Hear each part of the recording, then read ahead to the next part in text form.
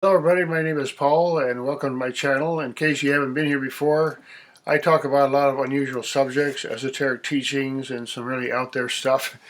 And some of my videos are older and so on. But I want to talk today a little bit about my own personal experience because I practiced meditation for a really long time, since about 1973.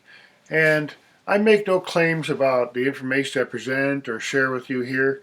I'm an eternal student. I just am a regular person, and I've had my journey in life and come to some understandings. And I practice a certain meditation that was taught by Mr. Prem Rawat, who is currently reactive and travels around the world. And I'm not going to talk about anything that reveals anything of the techniques that he taught me. But one thing I'll very clearly say that if I hadn't had what he taught me in my life for the last 50 years, I don't even know where I'll be. And there's so many benefits I can't even count them. And the meditation and practice that he teaches me has taught me back in 1972 actually is so profound, so simple that anyone, young people can practice it, but it's just the golden thread of the practice that leads to increasing revelations, because ultimately all the answers that we need are not going to come from someone outside, someone like me or anybody talking to you. Even the greatest teachers, the greatest gurus that I understand, they teach in the silent because really all they do is they hold a mirror to our own existence and they say, look, do you realize how precious you are? Just look inside for a bit.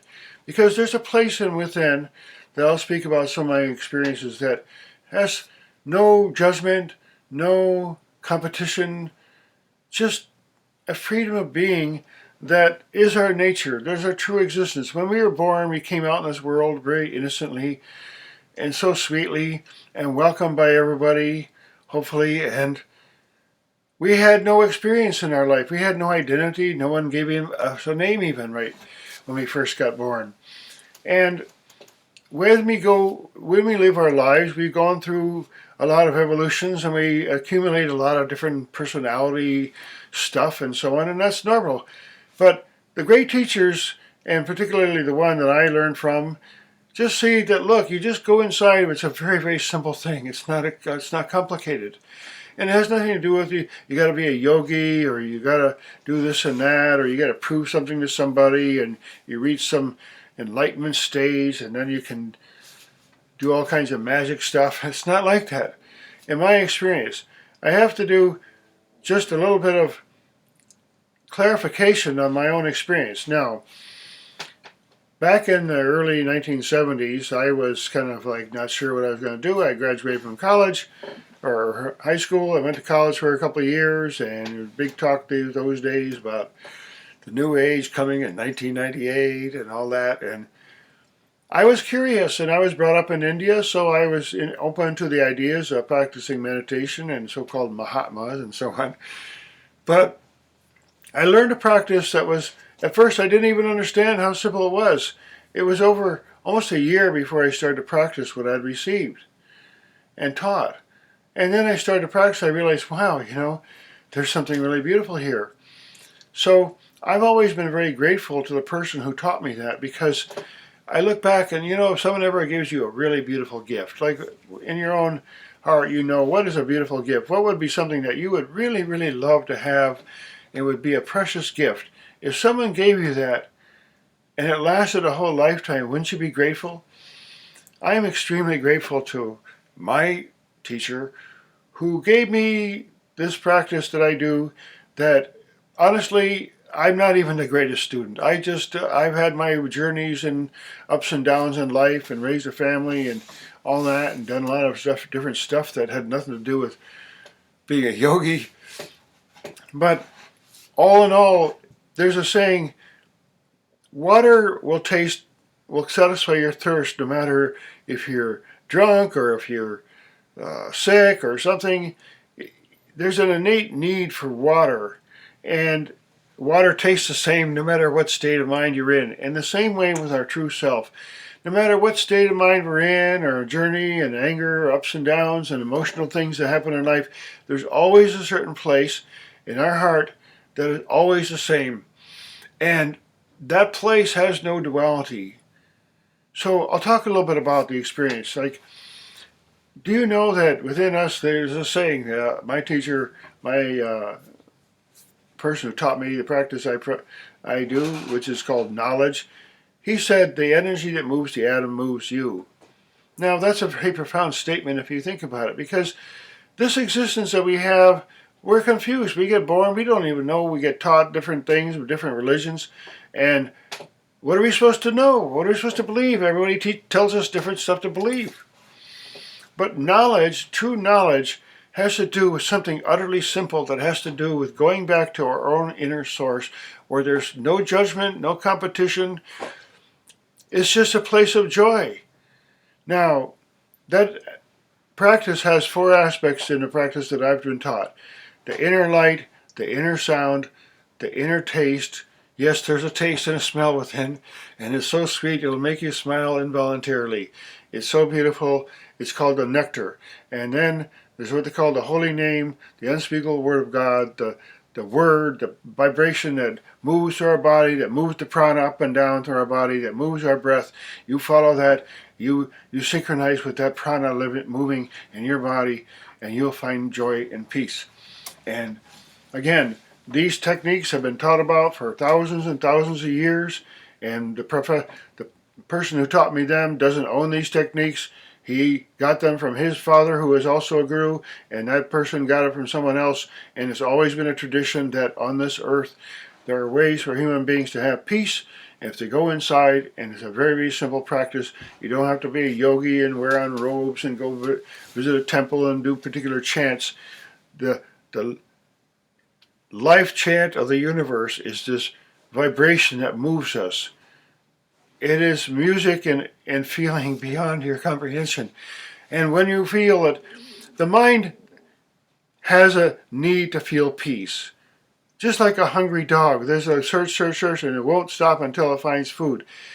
Our heart desire wants to be in that place when we were in the womb where we tasted that nectar, we heard that divine sound, we rested in that primordial vibration, and we saw those inner visions of light.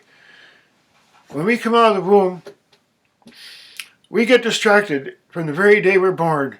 People come out and they tell, look at this, sweetie, taste this, here's a little sugar, here's a little this. And all of a sudden, we're beginning to lose our focus from the internal joy that is innate to our own being, and our senses go outward. And if we don't stop those senses going outward and always being distracted, we'll just be a hungry dog, always, never finding, sniffing here, sniffing there, but we never find it. So that's what a true teacher does. It's not about a theory, it's not about a belief. A real teacher doesn't say, just listen to me, obey me. Just say, practice something so that you can answer your own questions. Practice something that I teach you so that you have your own inner peace and understanding.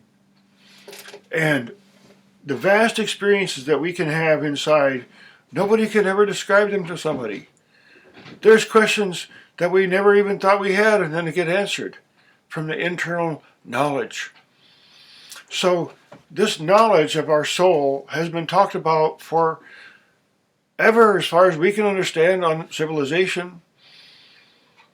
And it doesn't have to be a complex religion and a whole bunch of rituals and clothing and all kinds of nonsense and certain books you got to read and memorize. And it's not like that.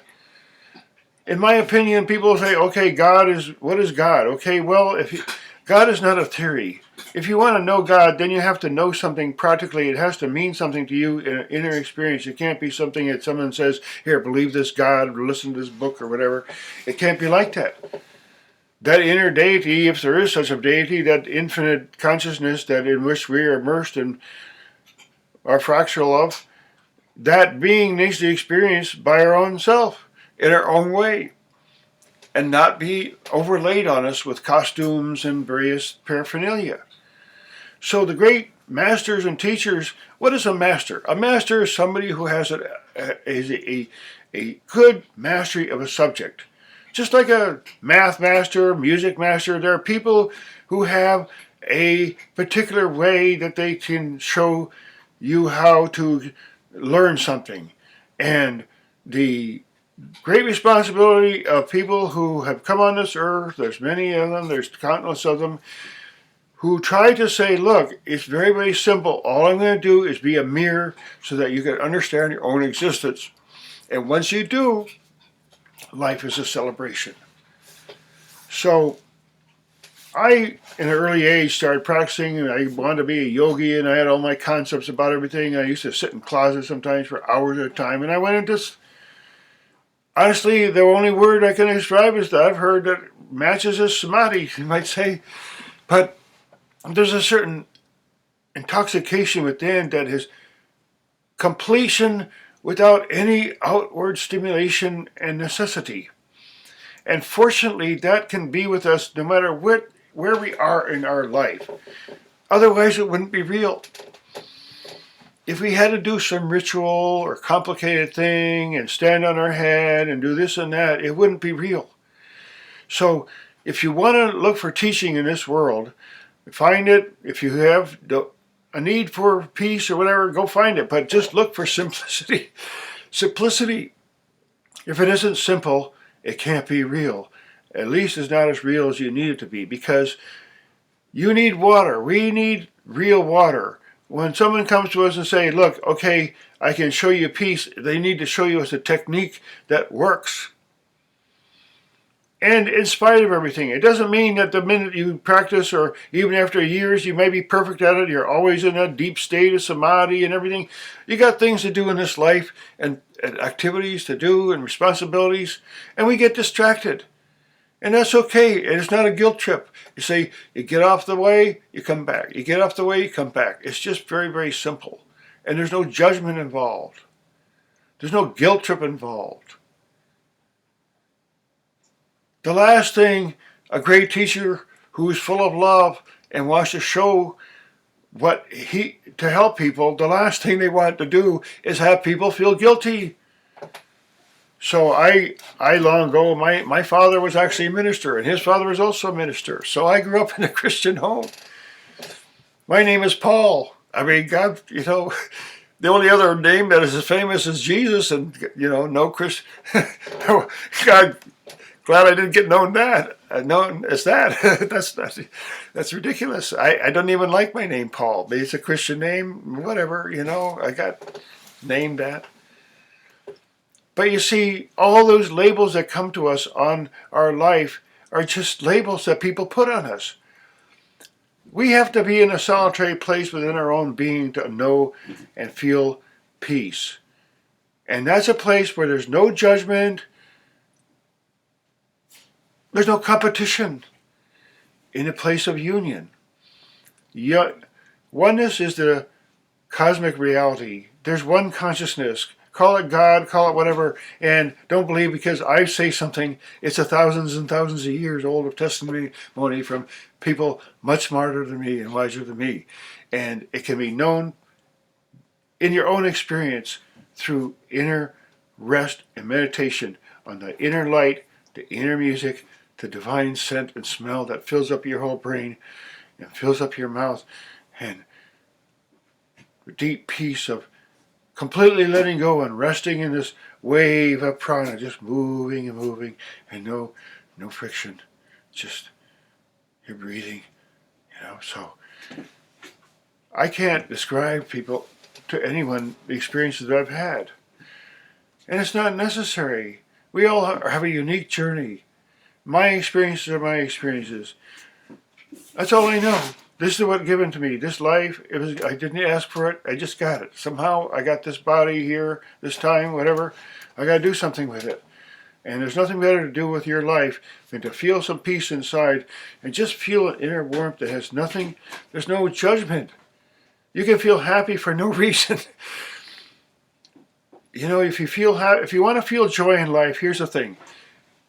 Enjoy the joy of all other beings. You see a dog happy, enjoy it. You see a child happy, enjoy it. You see other beings happy, be happy yourself, because there's no end to that kind of joy. Joy isn't something you just collect and fill up your little stash of joy and I got like my joy now. Joy is something that flows, it's a fluid, it's a divine presence. You call it whatever you want, but you can know it inside, and A lot of people who listen to this, they know exactly what I'm talking about. I'm not talking about anything new. That's another thing. The great teachers, they just say the same thing over and over. The joy is within. Go within. Here's how to do it. Finish. Drink the water. End of the thirst. So I hope you will listen to a lot of my content here and enjoy it fully. And don't consider that I'm trying to make some kind of a authoritarian statement about anything that I say. I've learned a lot since some of my own videos long ago, and I've had a journey of my own that I like to share, and it means something to some people, my small audience here, but hopefully it'll expand. And I like to hear from people and their commentary, and if you find anything interesting in the content here, please like and share. And I love the feedback. I love to hear from people because we're all on this one journey. So let's make it beautiful, and let's dance and sing and not have a lot of conflict, because that's not necessary. I appreciate you watching, and I hope to see you in some of my other videos.